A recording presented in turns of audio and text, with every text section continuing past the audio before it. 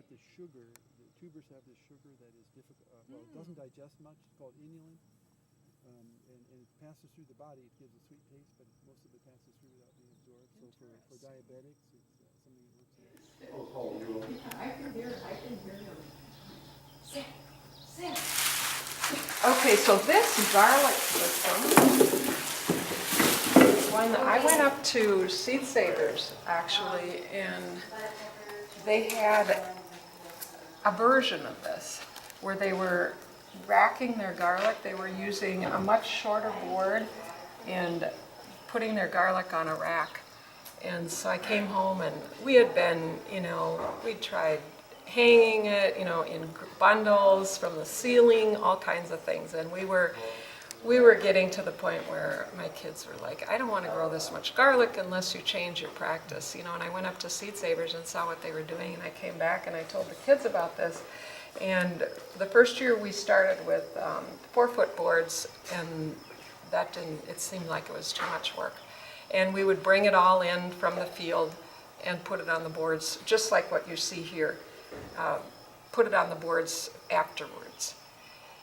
Then we decided, no, that didn't make any sense. Actually, my kids were really good at this. They came up with the idea that we should go to these 8-foot boards and this was about money as well, only 3 bolts. One of the things that we gained from going, rather than a 6, which we talked about, with a 6 we still needed 3 bolts. We decided to go to an 8-foot with 3 bolts because these bolts are the most expensive piece of it. And we, of course, we're using untreated lumber. So we have holes drilled in these boards in 3 different locations. You have to drill the board you have to drill both of them at the same time, because otherwise you end up not having them fit. And so we take these out to the field with them attached, and that's how they're stored. They're also stored with the bolts in them. And then out in the field, we take this rack right out to the field, we take this apart, this piece is laid underneath in exactly the same position that it's going to go back on, which we learned a lot about that. You don't want to do that. And then the harvesters, the people, we harvest with a broad fork out in the field, and the people that are pulling, so we have teams. We have 2 people on broad forks, then we have other people that are using these big crates over here. They're pulling the garlic. The broad fork people are simply loosening the garlic. All they're doing is loosening it. The people that are pulling pull sideways into the area that's already been harvested, which makes it a really simple process of getting it out of the ground. They knock a little bit of the dirt off. It's brought up to the wagon, and then we have somebody else who's in charge of putting it on the rack. And the first row goes on like this.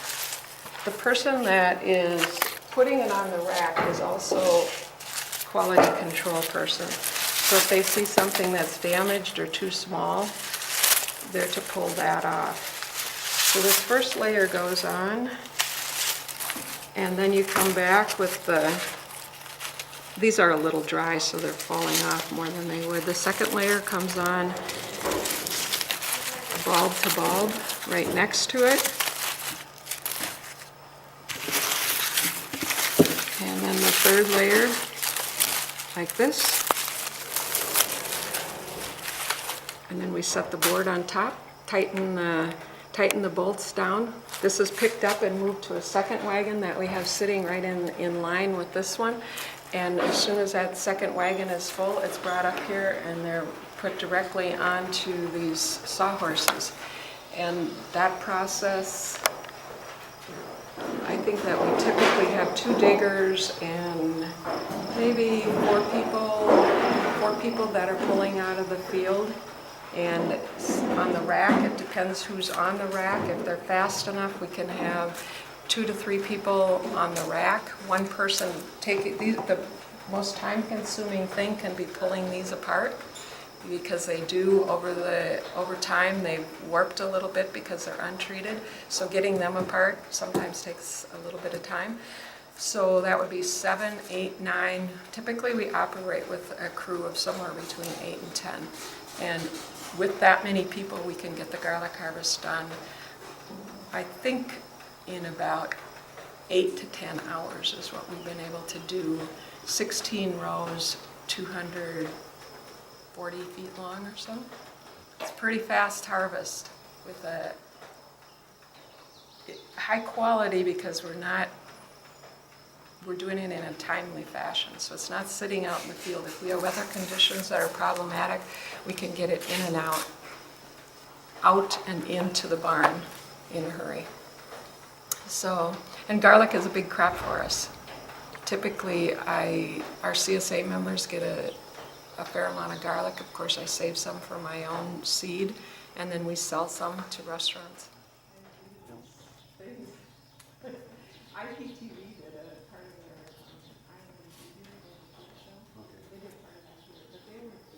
their This is the blocker. It's a floor blocker that makes these soil blocks. So the soil blocks, the reason I like them is that they're very forgiving. We can put them in the ground under lots of different conditions. So if we have a lot of moisture, we're good. We can still get out there if I've got the ground prepared. We're not using a machine, remember, so we're not compacting the soil by driving a tractor out there. We're able to just go in with a couple of people, and my crews have gotten pretty fast at planting them. And if it's dry, these blocks retain a lot of moisture. If we put the seedlings in the ground with good moisture in the soil block, we've got a day or two. And if we don't get a rain, then we can still run a drip line and irrigate them. But they give us a little more time. And we've gone to planting on more plastic, and these are ideal for that. We can go out under pretty much any kind of conditions and plant on plastic that's been mulched between the rows without doing too much damage to the soil in terms of compaction. What I like about this system, there's some negatives of this system because it's difficult to use a transplanter. A water wheel will work, but not a regular fingers transplanter won't work to put these in the ground. So we do all of our planting by hand, which sounds kind of crazy, but we've actually gotten fast enough at it that we can compete with a machine that takes 3 people. On the tomatoes, the peppers, and the eggplants, we start them in standard germination trays, and then we transplant them into here, and then we don't have to do another transplant. These blocks are fine, so we save time there. On the 120 blockers, we use these. This one, same tray, same wooden tray, and we can fit 120. In this case, there's 72 in here. When we use this blocker, we can get 120 blocks into a tray, and we direct seed everything, all our broccoli, lettuce, everything, directly into these trays, and they're not handled again. So the most critical thing about that is that you buy high quality seed. So most of my seed is bought from Johnny's because we get nearly 100% germination, which is a big factor because the soil is pricey. The time that we're putting into it matters, and so I want a high germination rate. Let's see. Well, mine is on a track. Or bugs for that matter, because they're movable. Yeah, so you can see that it's on wheels, and then it's all heavily anchored. There's an anchor on every single hoop, and in order to move it, it takes one person about about 5 hours to loosen all the anchors, because there's so many anchors, and then the bottoms flip up and the door comes out. So the bottoms are hinged, and they flip up and the door comes out. And that way, if there's something in it, you can move it right over the stuff that's in it. We're on a downhill slope, so when we move it that direction, we basically will have to have a couple people hanging on to it. It takes like 4 people, and they need to hang on to it. And when we push it back uphill, it takes 2 people on each end, and then I'm usually the person just watching to see that everything is going the way it should, that it's staying on the track, that it's doing what it should. So 2 people on each end push it up. Terrific. That's it. That's amazing. It's very smooth operation. So it's anchored. These are 42-inch earth anchors. Earth anchors, Yeah. So you've never had any trouble with wind? No, we have not.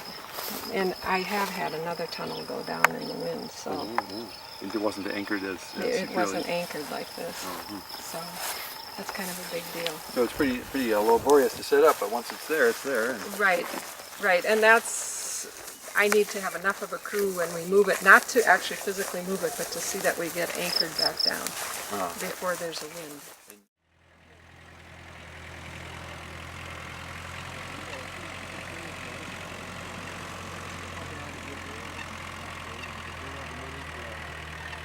A proper well, they have to go 600 feet, they said, and that'd be, like you say, $100,000.